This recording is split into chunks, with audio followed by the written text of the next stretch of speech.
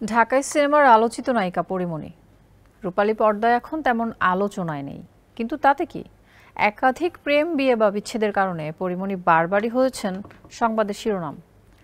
তার সাথে অনৈতিক সম্পর্কের দায়ে চাকরি হারাতে যাচ্ছেন গোয়েন্দা পুলিশের সাবেক এডিসি গোলাম সাকলায়েন। পরীমণির সাথে এই গোপন প্রেম নিয়ে এবার চাঞ্চল্যকর তথ্য দিলেন বোট ক্লাবের সাবেক নির্বাহী কমিটির সদস্য ব্যবসায়ী নাসির উদ্দিন মাহমুদ। মাইদুর রহমান রুবেল জানাচ্ছেন বিস্তারিত। নানা কারণে গত কয়েক বছর ধরে আলোচনায় রয়েছেন চিত্রনায়িকা পরীমণি। তবে এই আলোচনা কোনো সিনেমার গল্প বা তার চরিত্র নিয়ে নয়। এই আলোচনা তার ব্যক্তিগত কর্মকাণ্ড নিয়ে। বিতর্কিত কর্মকাণ্ডে পরীমণি খবরের শিরোনাম হয়েছে বারবার। সম্প্রতি তার সাথে অনৈতিক সম্পর্কের দায়ে চাকরি হারাতে বসেছেন অতিরিক্ত পুলিশ সুপার গোলাম সাকলায়েন।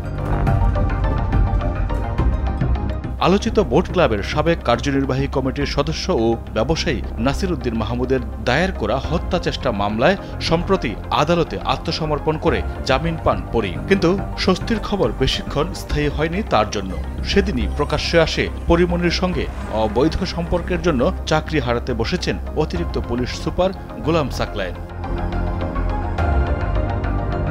সাকলায়েন পরীমণির রসায়ন নিয়ে যখন নতুন করে আলোচনা সমালোচনা, তখনই বিষয়টি নিয়ে গণমাধ্যমে কথা বললেন ব্যবসায়ী নাসির উদ্দিন মাহমুদ। তার মতে পরীমণির সঙ্গে গোলাম সাকলায়েনের সম্পর্ক ছিল আগে থেকেই। তিনি বলেন, যেদিন তাকে গ্রেফতার করা হয় সেদিন ডিবি থেকে সাকলায়েনের আসার অনুমতি ছিল না। তবু রহস্যজনক কারণে স্পটে দেখা যায় তাকে। বেশ উৎফুল্ল ছিলেন সাকলায়েন। নাসির উদ্দিন আরও জানান, ডিবিতে তাকে নেয়ার পরদিন সেখানে পরীমণিও গিয়েছিলেন এবং সাকলায়েন নিজেই। সাকলায়েনের সঙ্গে সম্পর্কের কারণেই সেই রাতের ঘটনা ঘটিয়েছেন পরী। এর পেছনে আরও সাকলায়েন থাকতে পারে বলে মনে করেন নাসির। এর আগে 2021 সালে এডিসি গোলাম সাকলায়েনের সঙ্গে সম্পর্ক গড়ে ওঠে অভিনেত্রী পরীমণির। ওই সময় সোশ্যাল মিডিয়া সহ বিভিন্ন প্ল্যাটফর্মে 1 মিনিট 39 সেকেন্ডের একটি ভিডিও ছড়িয়ে পড়ে।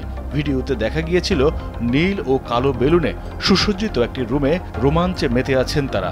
সেখানে সাকলায়েনের হাত ধরে কেক কাটতে দেখা যায় পরীমণিকে।